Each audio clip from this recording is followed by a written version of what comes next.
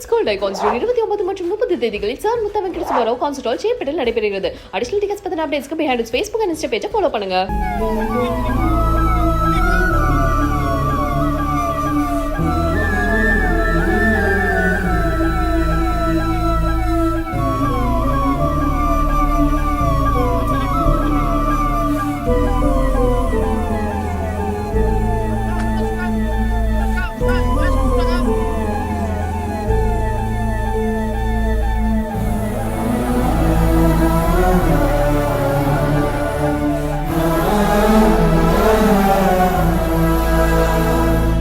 நடுகாட்டுக்குள் வெகு நேரமாக கேட்ட பிளிரல் சத்தம்.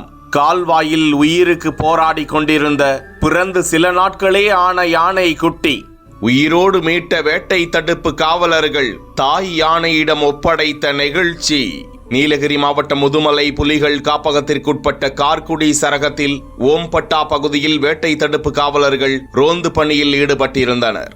அப்போது வெகு நேரமாகவே யானை ஒன்றின் பிளிரல் சப்தம் கேட்க சத்தத்தை வைத்து அந்த இடத்திற்கு விரைந்து சென்றனர் வேட்டை தடுப்பு காவலர்கள்.